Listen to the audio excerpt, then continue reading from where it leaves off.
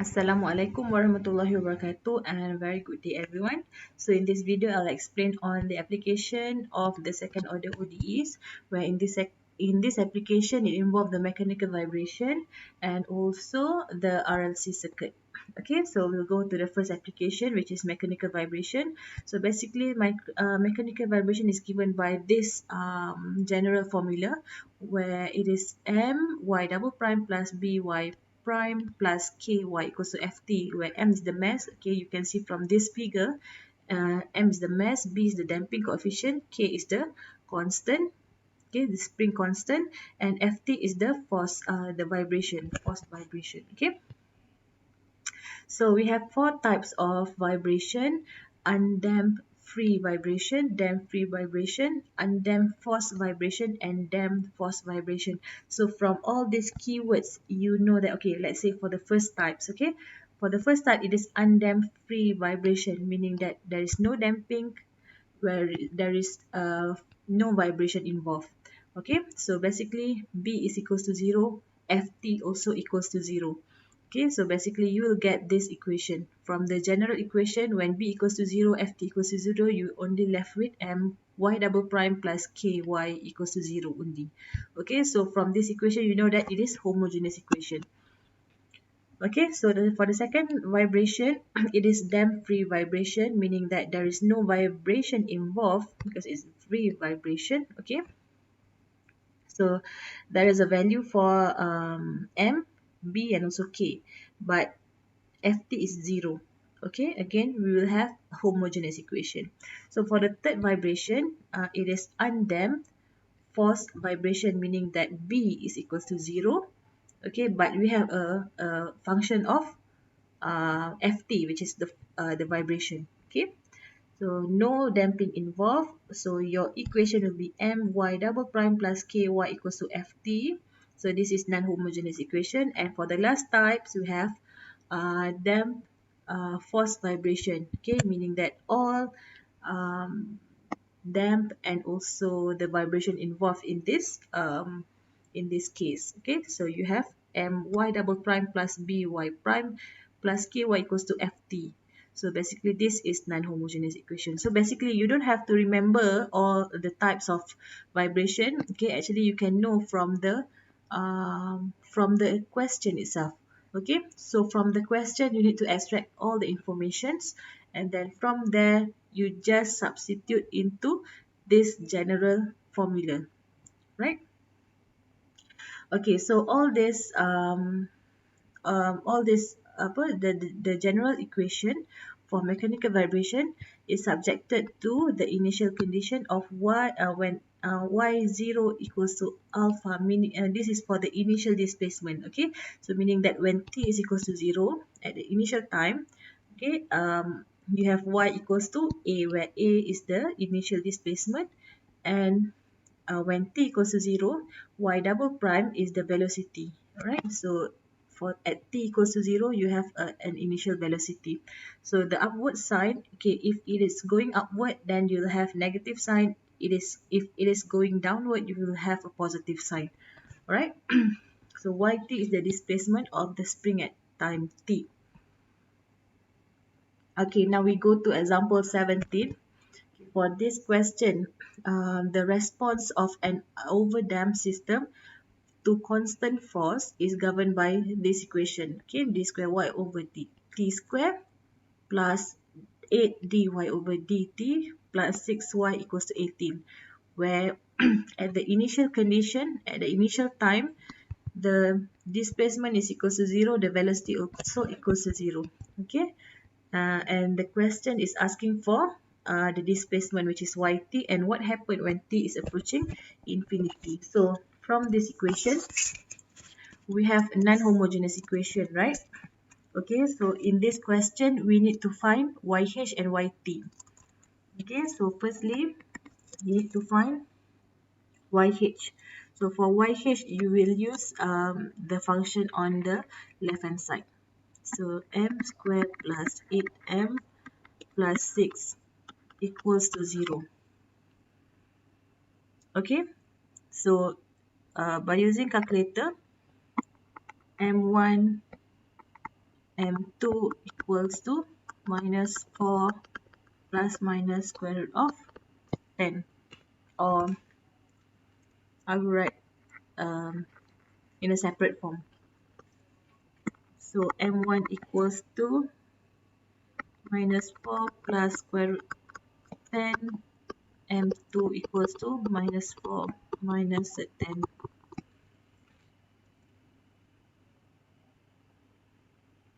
Okay, so your YH equals to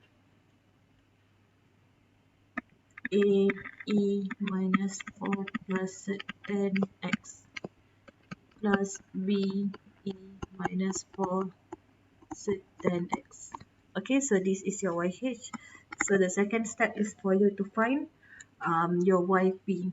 So now your FT, this we are going, our independent variable is T, right?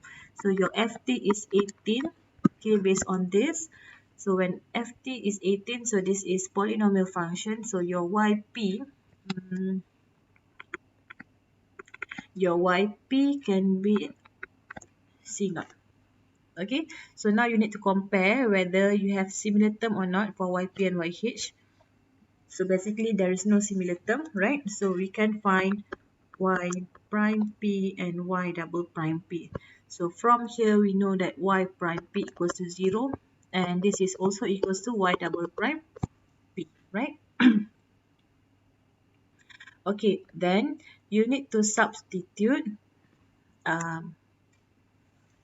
the value for YP, Y prime and Y double prime P into the original equation. So you have 0 plus 0 plus 6 C naught equals to 18. So C naught equals to 3. Okay, when C naught equals to 3, so your YP is equals to 3. Okay, then the next step is for you to have your final solution. So your final solution is Y equals to, so this is YT. Okay, YT equals to AE minus 4 plus 10x plus BE minus 4 minus 10x plus 3. Okay, you have the condition, right? Okay, so you have, when you have condition, then you need to substitute the conditions into the final solution here. So at when t equals to 0, y equals to 0. Okay, so your yt is 0 equals to t equals, okay, sorry, this is not x, this is t.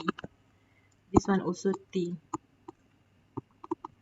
Okay, so a plus b plus 3. Okay, so you're going to have a plus b equals to minus 3. So this is the first equation, and then you have y prime 0 equals to 0, right? Okay, so from 3 you need to differentiate your equation in order to get y prime. So y prime t equals to minus 4 plus 10 AE minus 4 plus 10t plus minus 4 minus 10 BE minus 4 minus 10t. Right? So when y prime 0 equals to 0, you'll get 0 equals to minus 4 plus 10 A plus minus 4 minus 10 b. Okay. So this is the second equation. Okay, so from the first and second equation, um, you do the simultaneous equation 1 and 2.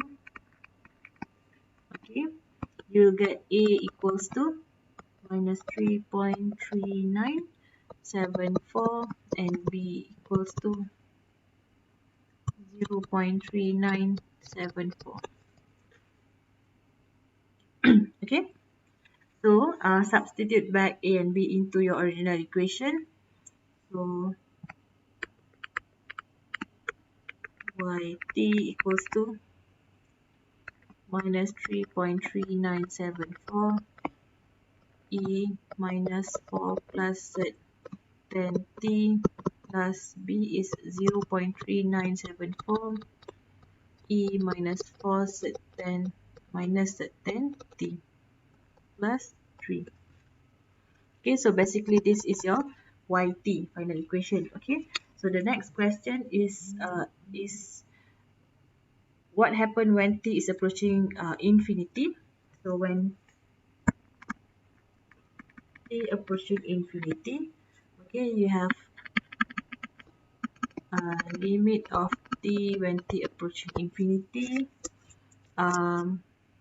You need to copy back the equation minus 3.3974 e to the power of this one minus 4 plus 10t plus 0.3974 e to the power of this one minus 4 minus 10 t and then plus 3. Substitute infinity into t, then you'll get 0 plus 0 plus 3. So it is 3. Okay. Alright. So for the next example, okay, before that, I hope that you can understand it. Okay. For the next example, a 3 kilogram object is attached to spring and it stretch the spring 392 millimeter by itself. There is no damping in the system and a forcing function Ft equals to 10 cos 5t is acting on the system, right? The object is initially displaced 20 cm downward. If downward, meaning that it is positive. Okay, 20 cm. Just now we have millimeter, now is centimeter. Okay, from its equilibrium position and given an initial velocity of 10 centimeter per second squared upward. Okay, centimeter. Alright. Assume that the gravity is 9.8 meter per second square. Now it's meter. So from here we have variety of measurement, right? We have millimeter, centimeter, and meter. So you have to you have to standardize your measurement. Okay. So usually we'll use meter per second square. Okay. So the question is asking for the governing equation of the above spring system and the displacement at any time t, meaning that you need to find yt. Okay, the spring constant K is given by the formula K equals to mg over L, where L is the length of the stretched spring. Alright, so first you need to take out whatever information and you need to you need to standardize the measurement. Okay, so if you decided to use meter, so here all this you need to change to meter. Okay, so basically right, so m is equals to 3 kilogram, L is 0. So the L, it's stretch, okay? So the length is 0.392. Okay, no damping means that B is equals to 0 and FT is equals to 10 cos 5t. And what is K of K? K is given by this equation mg over L. So what is your M? 3 K, 3 kilo. G, gravity 9.8 over L. What is L? 0.392. Okay, it is equal to 75. Okay, right. So the initial condition, okay, the object is initially displaced 20 cm downward. So when t is equals to 0, the displacement is 0.2. Okay, downward it is positive, upward is negative. And the initial velocity of 10 centimeter per second squared. So you change to meter, you'll get 0.1, but it is upward, so it is negative. So when t equals to 0, y prime equals to 0 and minus 0.1. So this minus 0.1 is actually the initial velocity. Okay. So therefore the governing information is 3y double prime plus 75y equals to 10 cos 5t. So where did you get this? From the general formula. Okay, the general formula is my double prime plus by prime plus ky equals to ft. Substitute the values, then you'll get this equation. Okay, so this is the first equation, which is A. Now for B, find the displacement at any time t.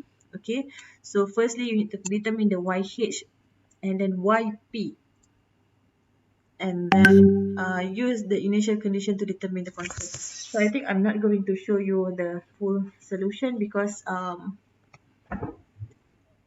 it will be a bit long for the video. Okay, so I'll just give you the answer for each steps. Okay, so determine YH. I want you to do it on your own. So I'll just give you the answer. YH is equals to A cos 5t plus B sin 5t, and then determine YP. So your YP is equals to 1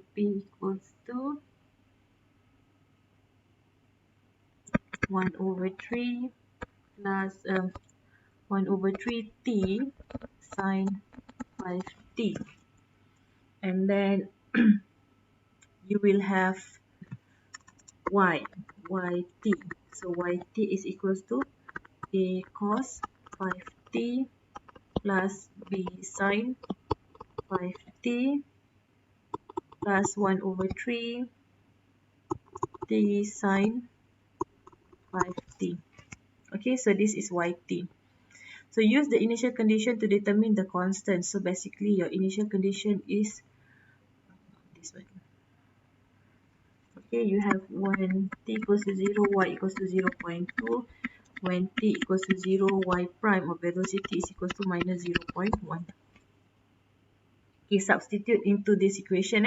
So to substitute this value, you need to differentiate this yt. Okay. Okay, and then you'll get final answer. Okay, so before you get this, you got this answer, your A. Just now we have A, B, A and B. So A is equal to 0.2 and B equal to minus 1 over 50. Okay, then you'll get the answer. Alright. This is the question from past year final exam question. So as usual, I'll give you the final answer for this question. Okay, for number 1, it is y equals to e minus 3t 0.2 cos 4t plus 0.1 sin 4t.